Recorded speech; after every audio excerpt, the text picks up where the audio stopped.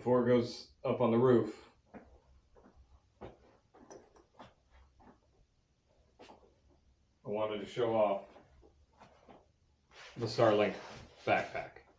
So, I'm going to end up putting the Starlink on the roof of my house. It's going to be our backup internet connection. So I'm actually going to kick it over into RV mode. Yes, I know that it puts it into best effort service, but I'm already in an area where I'm only ever getting best effort because we're in a beta area here in Missouri. And so going into RV mode gives me the flexibility to run it as my backup service because I'm only ever going to get best effort, and I'm really only going to use the Starlink in my home for backup internet because I have gigabit fiber to the house.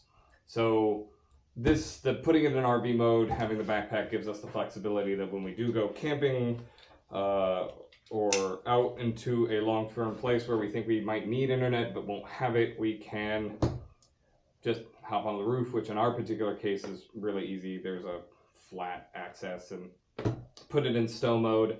I bought an extra 75-foot cable to,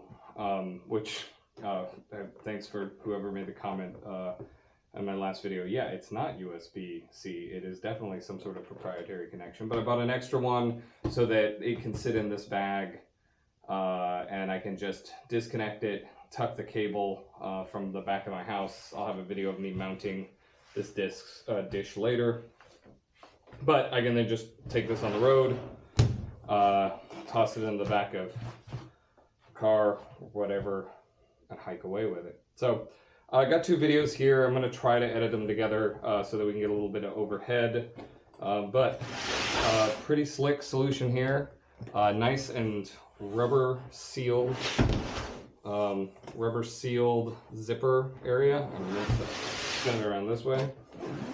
Dual zipper, so it zips both ways. It does have a nice little chest snap for keeping these together.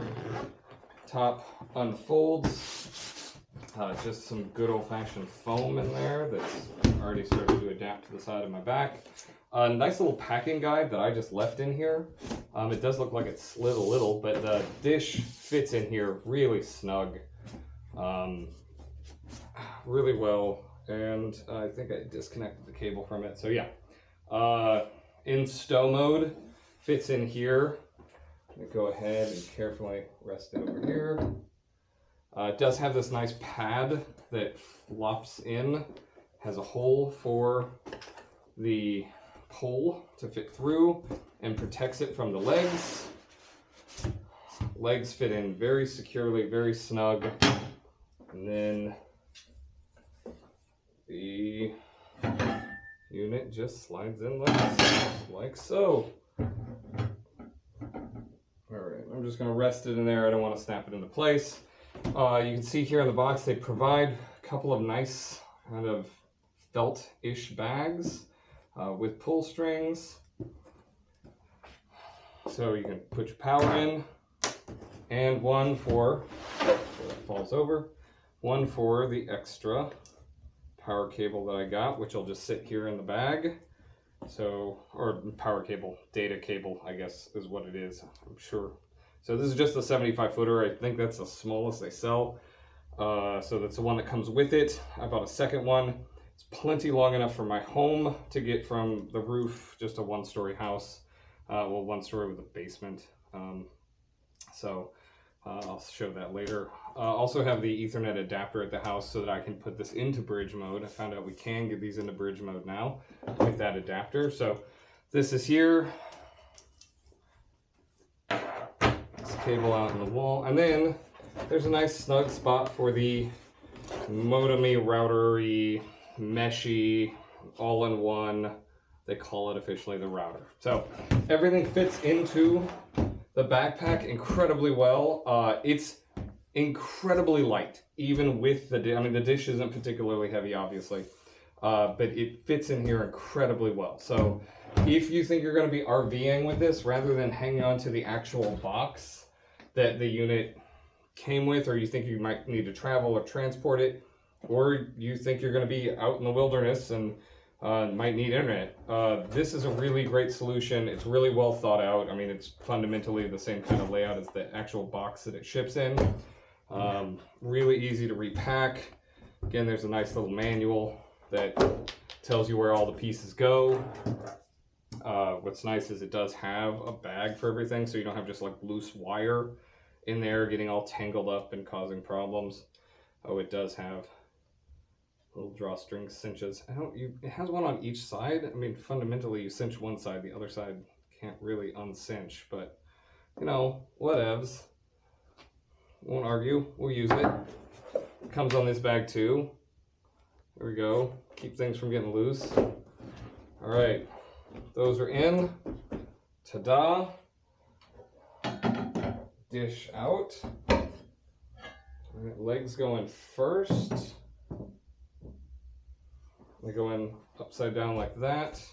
They fit in really snugly all the way down. I will say the first time I tried to put it in, everything was like, oh my gosh, that's a little bit of a force, but it's foam has kind of folded into place really well, or stretched just enough, and fits in the hole, slides in here, fits in perfectly. Packing guide right on top, and then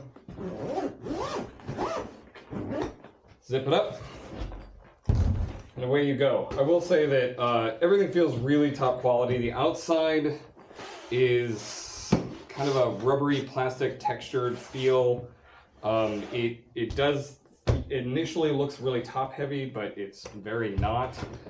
Handles really nice quality. They have like a hard plastic, but a nice kind of soft rubber on the inside, top, side. And then again, the straps are very thick, very cushiony.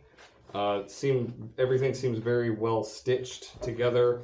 The back padding on here also nice and soft. So I don't think this would be the kind of thing where you'd want to go hiking long term with it. It's still not very heavy at all. It's pretty light, fits well, it sits high. Part of me says I'd love it if there was a waist strap so you could sit it on your hips, take some of that burden off the back. But yeah, so it's not a long hiking backpack, but fits pretty well, sits on the back pretty well.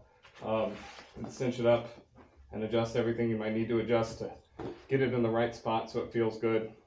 And again, it's not that heavy. Wouldn't want to hike all day in it, mostly just because it's a big box on your back, but still. Overall, I'm impressed, and more than anything, it seems like a really nice way to store this while you travel. So, there you go.